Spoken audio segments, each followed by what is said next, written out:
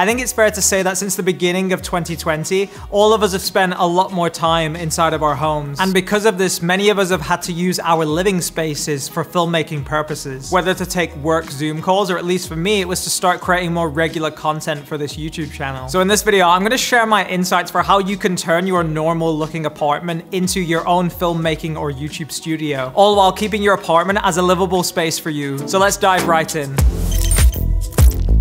The first step you want to do is to find potential filming sets in your apartment. Would this sofa look cool? How about this toilet here? This piano might look cool if I could play it well.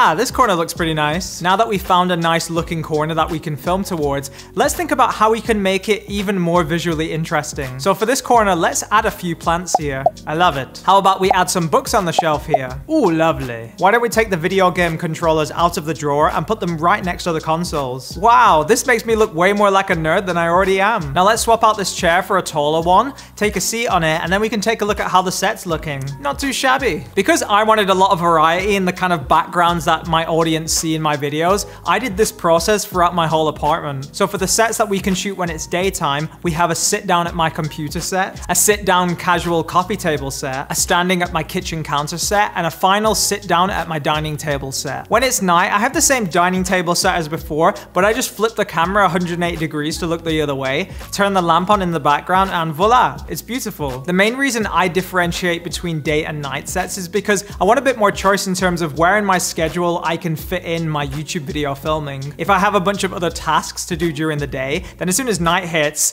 that's when I can actually set up my camera gear and start filming a YouTube video. Another thing you should consider when planning your apartment sets is look at where the light is coming into your apartment and think about how you can use that to your advantage. In my apartment, all the windows are on the same wall, so if I wanted, I could place my chair in front of these to use the natural daylight, giving myself a very professional soft light look. Though most times I actually prefer to shoot where you can see the windows behind me, just because I personally prefer the aesthetic of seeing that there's an outside world behind me versus shooting in a blacked out studio space. Though another advantage to this is that I actually use the daylight to make my body stand out from the background, as you can see here, because the daylight actually acts as a 3/4 backlight, highlighting my shoulder and my arm. Now, because you'll be facing away from all this nice natural daylight, you can't actually film like this unless you use one of your own lights to raise the level of exposure, because without this, it's just gonna look like you're trying to film a really intense documentary interview scene and you're trying to keep the interviewee's identity a secret.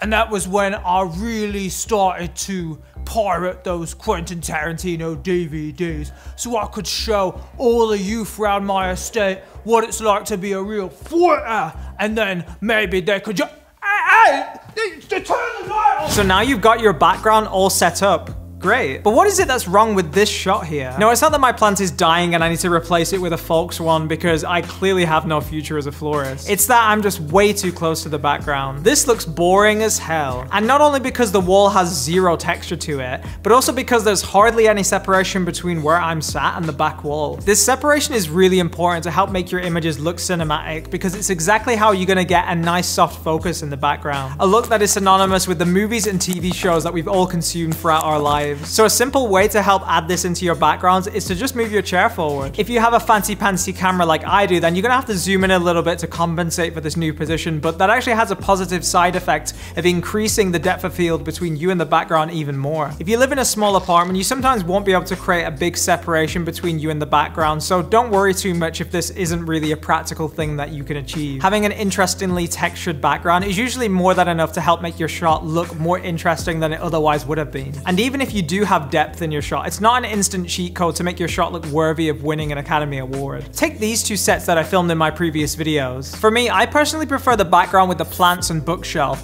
just because there's way more texture and color contrast behind me, versus the other shot that has a lot more depth, but the colors are way too similar. So remember, even though depth is great to have, it's actually texture that really helps make your images look all warm and cozy for your audience. Or like a badass because of your awesome looking LED lit wall studio space. If there's one quick, easy and cheap thing that I would recommend for you all to do right now that will 100% level up the aesthetic of any background that you have in your home, that would be to buy plants. Light colored walls combined with luscious green plants always looks great. It adds a lot of color contrast to your space and helps make things look very warm and inviting. It is a very different look from the more sci-fi-esque studio sets that some of the YouTubers have, but in my opinion, I prefer this style because it's way more accessible to achieve and you can actually still live in your apartment while having these sets pretty much ready to go, versus having to fork out the money to rent a studio space and then having to spend hours and hours just trying to make it look like a cool location. I bought this plant here a few months ago for this specific set, and even though it looks way better having it here, it is starting to discolor on me. So as much as I love fresh organic oxygen wafting through my apartment,